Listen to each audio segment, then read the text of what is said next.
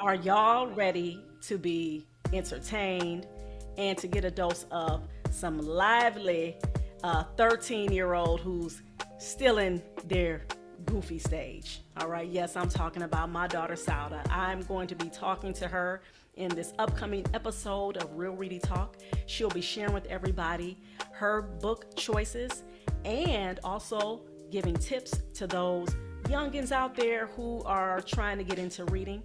So you just make sure that you get ready because this is going to be a wild ride. All right, y'all. See you on the other side.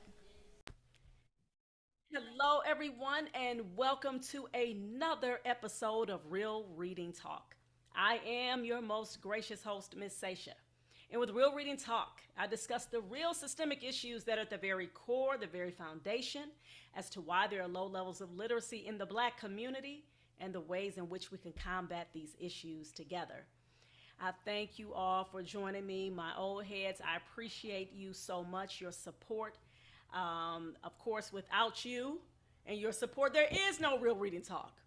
And for my newbies out there, for my new listeners out there, I thank you. I welcome you. I am so glad that you have joined me. And I hope, again, like I say in all of my episodes, I hope that you gain much benefit and I hope you enjoy it too, because that's what I'm trying to do. I'm trying to not only give benefit, but I want this to be an enjoyable podcast, which from the beginning to the end, and make sure that you are also giving me great ratings on Spotify because it is on Spotify as well as Google Podcasts as well. And make sure that you are sharing it when we upload it to YouTube. And please make sure you subscribe to my YouTube channel, Reading is Freedom, because that is where you will find this episode. So, now with all of that being said, as you all can see, I have a beautiful young lady here who I will be rather having a great discussion with about reading. Okay, her reading journey, the things that she's been indulging in, these particular books rather she's been indulging in this summer, and I want you all to get to know her. She actually was a guest before on my show, and this was sometime, I think it was either earlier this year or last year. And like I said before, I wanted to have young people on my show because this is a way to get our young people engaged into literacy, all right? When they hear the voices from their peers, not just always us as adults, right? So I am so grateful to introduce to you all Miss Sauda in the house. Welcome, Sauda. Hi. I guess she was like, looking for something. You know what I'm saying? So hopefully you good. Whatever it is that you were looking for, you got it. Okay, great, straight, awesome, awesome. Well, Sauda is my lovely daughter. For those of you who don't know, I have seven awesome, wonderful children, and she falls in line. She is the my sixth child. Yes, my sixth. Yeah, when you start having past like three, it's like you forget the numbers and all of that type of stuff. So sometimes you forget their names. What's your name again? Oh, okay, Sauda. Yeah, yeah, okay. Oh, that wasn't funny. Oh no, No, it was funny. it wasn't You funny. need to laugh. No. Okay.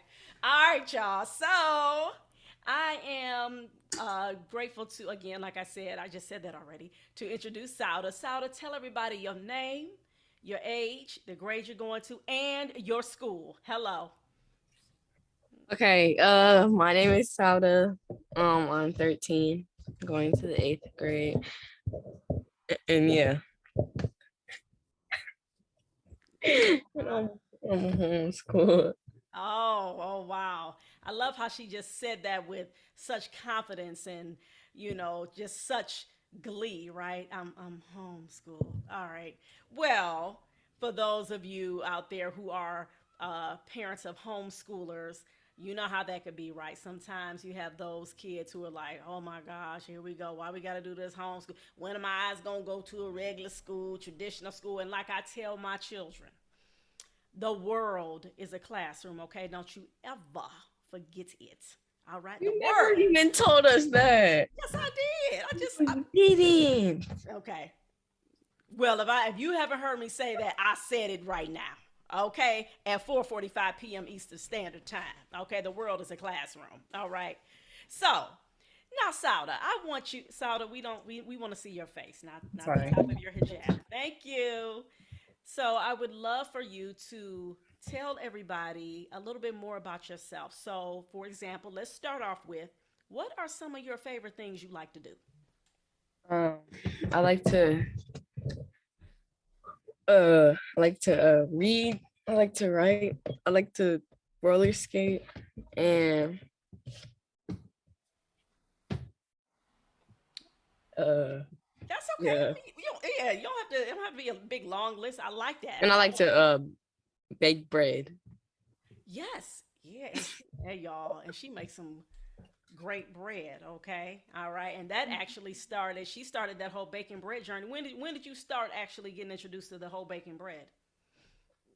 You mean like my age or like No, how not your old? age. Oh, I'm sorry. Like where did you learn that from? Where did you get that from? How old school? Exactly. Yep. That was one of the things that I liked at one of the school that she had went to prior to being homeschooled, Stonebrook Montessori, which is here in Cleveland, and that was one of the things that I appreciated. You know, they were making homemade bread, and so that's what piqued her interest. That's what started her into that baking bread journey. She made bread for us, and then it was like, okay, so I really appreciate that. And now let's go into the reading. Okay, let's. Can you tell us about what types of books that you like to read?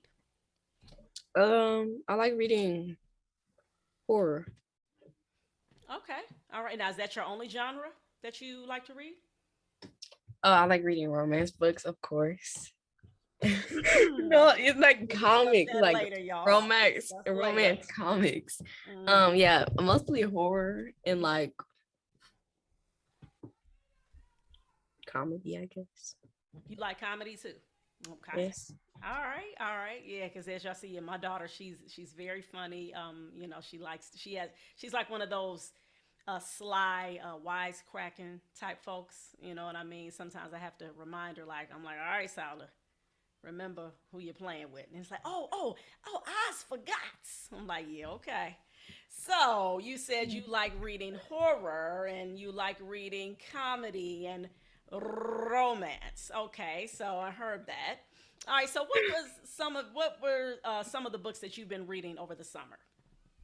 Um, um, um, um. Come on. Let me think. You should already now see. Like, I prepped you right before we got on. I said already we were already like talking about. comedy. Okay, so name some of the books. Name some titles. Oh yeah, I just want to reread this book that I read like already years Okay. ago. Double Fudge. Okay. All right. Double Fudge. Who's the author of that book? Judy Bloom. Okay. And can you tell us give us a little snippet? You don't have to go into all the details, but just give us like a short summary of what that book Double Fudge. That's an old school. Those are my old heads out there. We know about Judy Bloom. I remember literally being introduced to Judy Bloom when I was in fifth grade. So, and I'm basically 48 years old in a couple of days. God willing. So, inshallah. So, that's how long that's been. But Mhm. yeah, it's pretty much about like the main character's little brother. He's obsessed with money, and yeah, Okay, give us. Come on, you. Let's show your summary, your summarizing and skills. like he's like I think he's 5. Yeah, he's like 5, and or 7. I don't remember, but yeah, he's obsessed with money and stuff, and yeah. So what? Okay, so you told us that about a little bit about the main character. Okay, so tell us No, what is no, the. no, no. The main character's little brother. I'm The sorry, the main main character's character, little the main brother. character does. The main character doesn't really like his little brother Okay, because the little brother swallowed his pet turtle. are you serious? Oh So like the main character got a dog and he named it Turtle after Oh, yeah. the turtle that got swallowed. Wow, But that's yeah, I was just bored, so I read that. But like the next book I'm going to read is like hmm this one okay. Wow, now that's or and then this one, say the title too for especially for my people who are listening to the podcast. They don't see the video. Children of Blood and Bone, and Mm-hmm. this one, The Silent Patient. Okay. Now, as those types of books, number one, tell everybody, number one, with the Children of Blood and Bone, that actually is a popular book. I know it was. Where's the? Do you know where it is? The setting of that book, where it takes place? No. Yes. No. No, Okay. All right. let me. It's no Okay. back. Yeah. If I'm not mistaken, Sauda, that book actually takes place in West Africa, if I'm not mistaken. And is that that's more like is that a, not a, it's a horror, but it's also too kind of that, is it that futurist type of book or something like that, if I'm not mistaken? I know the lady who Yeah, wrote the book. it does. Huh? Go ahead. Go ahead. I want you to It talk. do take place in West Africa. Okay, okay, that's what I thought. All right, and your sister was the one who obviously introduced you to that book. Their older sister Bree, she's 20, and I know that she definitely was ranting and raving, talking about how raving, not ranting, but raving about how much she liked that book. So in that book, I mean, and again, like you all heard, my daughter, she's 13, going into the eighth grade, and she reads books that you would probably find a lot of high school, even college students read. So that is the reading level that she's on. Very high reading level, great at critical thinking. So that right there is, I really appreciate that. And then I want to let me give a little plug, like I did before with homeschooling.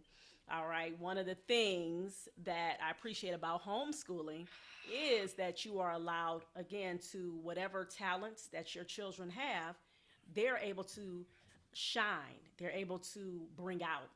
Because when you see certain things that they do very well, you are able to, as that parent slash educator, you're able to facilitate the environment for them to be able to flourish in whatever it is they do well in.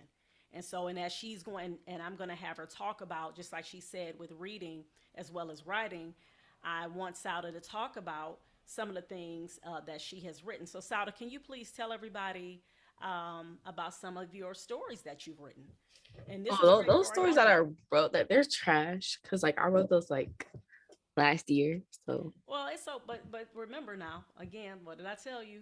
By this being a platform that we want our young people to be engaged in and to also get motivated into getting into reading and writing, because as we know, reading and writing are like brother and sister to each other. For those people who read very well and they are reading constantly, they tend to be great writers. And those people, obviously, who write very well are constantly reading. And that's something that, that's something that you do. We talked about that before in terms of you reading wee hours in the night. She's one of those. Where's one of your favorite places you would read, Sauda? bathroom. Say And it again. I don't read in the bathroom anymore. Okay. Okay. I read in my bed. All right. All right. Well, that's cool. That's what's up. You know what I'm saying? But tell everybody, but literally, even though you say your stories are trash, that's how I think a lot of people who are artists or they are producers in some kind of way, especially when you're beginning, a lot of times you could be overly critical of your work. But somebody else could read it. Just like I was literally reading one of your books you had written. All right, and you told me that was a book you had already wrote. Did you tell me you wrote that last year or a couple years ago? What? Which one? Pillsbury Dough High is the setting. Oh, All right. oh no, no, that story was a joke. Oh well, I mean, look, I was literally getting into. I was like, okay. I'm like, all right. I said, look at my daughter. But tell everybody though, you don't have to tell I have, everybody about that one. Tell everyone about one of your books that you've written that you like. I like that one. Wasn't it one that took place in Mississippi or New Orleans? Where in the South yeah, somewhere? it was Okay. Mississippi. Okay. So tell everybody about that book. It was like this girl, and like she had like a nightmare about this monster thingy, and like it felt like so real to her or something. Mm-hmm. And then like I didn't even finish it yet. So yeah, I like barely even got started.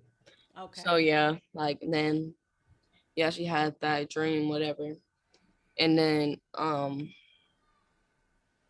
yeah. And Okay. then like just things are gonna start happening in it, I guess.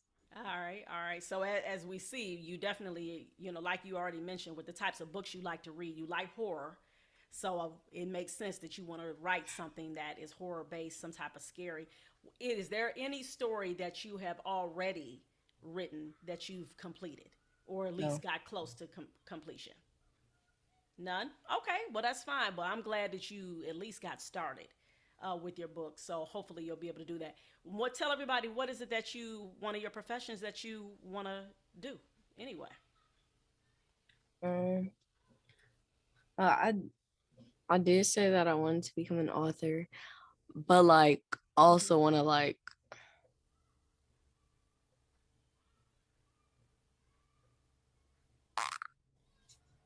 Okay. All right, that's that. Y'all know what age this is. Y'all, my grown folks out of this. This is that goofy 13-year-old stage. So yeah. So you, okay, you but you want me to remind people that goofy stage, or you gonna straighten it up a little bit? What you okay. gonna do? Okay, so Okay. I just want like I don't know. You don't. Okay, that's fine. You don't know, but Oh right, I'm gonna be a paleontologist. oh, hello. And what does a paleontologist do? They be like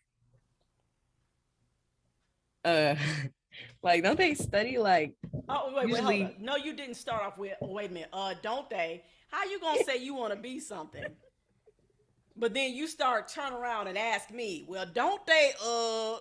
No. oh like they be studying like old animals or something like dinosaurs or something.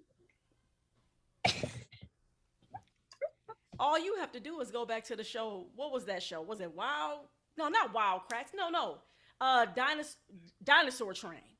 Oh yeah. Yeah, remember that part of Dinosaur Train? Who was in the beginning of that show, or he came in the beginning or the end? Do you remember that? I'm so showing years, mom. I don't Well, I remember. remember. Okay, you had and that's a field that's heavily dominated by white men. All right, paleontologists and archaeologists. You Dusty usually white find them. man. Stop, stop. You know what I'm saying? But I'm just saying that to say that is a great thing that if you want to enter into that field, if you decide to do that, because that literally is breaking barriers for real. Because you typically don't find black people who are paleontologists, or can we see your face, Sauda? Thank you. Or even people who are of the Islamic faith, who are Muslim. So right there, and a one, you know what I'm saying, black, woman and Muslim, so that right there is beautiful. So I really hope that you do go on and continue on that trajectory of becoming a paleontologist. So now what I want to ask you, Sauda, because I know that I know how you are when in terms of interviews and everything. I promised. I said I was not gonna make it long, y'all. I said I was gonna make it short, but I wanted to be short, but also impactful. So can you just give 3 tips, and I want you to think seriously about ways in which to get young people into reading, especially my people in your age group, because I find that you got a lot of folks in your age group who tend to not want to read. How do you get them into reading? What would you suggest? Read online. That's what I do. Okay, so that's one. I said 3, so that's one. Read online. What do you read online, by the way? What kind of books? Like romance Oh, that was the romance. and Okay, like some horror, but like mostly romance. okay, all right. So that's fine. And parents, y'all already know anyway. You know, put those boundaries. It's, you know, it's not. It's nothing in there. I promise, it's not. I know. I know. I Because like, even trust if you. it wasn't, I would stop reading it. You know, Right. Yes, I'm exactly. being mommy. I'm being for real. I know. I trust you. I trust you, Sauda. But go ahead. So that's one. You read online. What else? Number two. Um. Uh. I mean, keep it simple. Like, what think about yourself? What gets you into reading? What are the things that make Like, you? obviously finding books that I actually like it, just like what, like, it's there's like a show that you like, or like a movie or something, find Mhm. like a book similar to that or something. Okay, that's a that's really a good one. And then what's the last one you would suggest? uh Try, like, um try not to pick a book that's long. I don't know. Yeah. I like reading long books, like, um Right. this isn't really long. Is this Hmm. long? But see, you know what? For a new reader, now this real talk. This is real reading talk. Right? Would you suggest that to even if somebody was into horror? Would you suggest something like that to a new reader though? Somebody who's really, you know what I'm saying? They're trying to get into reading. Would you suggest a book like that? No, like, read like some, like, What are some type like? What about the Goosebumps? Because I know. oh yeah, you can read that. Mm-hmm. Yeah. Because I know you were a Goosebumps fan. You know what I'm saying? So that's a great idea. And I know I want to just kind of throw something on there too. I love to tell people to start off with like funny books, because it seems like, when you get those funny books, those comical books, they help to keep you engaged, especially for kids who are just like, man, forget that, I'm not trying to read, whatever the case may be. So that right there is just a little added advice that I would give. Well, Sauda, you actually you did it, girl. You gave me my 20 minutes. You gave the audience that 20 minutes. We went that stretch. I know it was a little much for you, because I know how you are. You like, okay, let me try to say what I can and then get this done. So I'm not going to prolong this conversation much more. So, but I want to thank you though. I appreciate you, number one, sharing with everybody an inside look into your library, the things that you like to read. And I think, again, like I said, I think it's just so awesome. I'm looking at these books. I'm like, you got grown people who don't read books, you know what I'm saying, that are that thick. You have people in my age group, and that's why this is real reading talk, who aren't reading. It's not just children who aren't reading. You have a lot of adults who aren't reading. And so again, I appreciate you. And I want you to just keep doing what you're doing, keep reading. And also, too, you said you wanted to be a paleontologist, and I make this suggestion for any child, for my parents out there. Make sure that you get books that cater to whatever it is that your child said that they are interested in. So that's a reminder for me. I'm going to go on a book dig. Oh, I thought y'all like that. What? All right. I was trying to be funny. But anyway, somebody out there, they laughed at that joke. They No, they laughed at that didn't. joke. No, they So didn't. I'm going to find some books, all right, that talk about paleontologists. And y'all know how I do, right? I'm going to find and look for some black paleontologists, okay? So, with all of that being said, Sauda, thank you for being a guest on my podcast, Real Reading Talk. You're welcome. Can you try that again? Okay. Can we try that one more time? Welcome. Thank you, Sauda. All right, you You're guys. welcome. Thank you. Thank you. All right, everyone, take care, and please remember to keep reading for at least 30 minutes a day. Peace. Wow, y'all. Oh my goodness. That episode right there had me just feeling like I was on a roller coaster ride, okay? I know how my daughter is, and y'all got a dose of how lively she can be. But as you all saw, her book choices, I mean, just, out of this world, especially again, as you have heard and saw, she's 13 years old going into the 8th grade. And she likes to read books that you typically find either high school, college students, or, just grown folks, period, typically choosing. So, and I'm very proud of her for that because, that's truly a blessing when you see young people who are in her great age group who really likes reading, and she likes to write as well. So I hope you all gain some great nuggets from that kind of real lively conversation.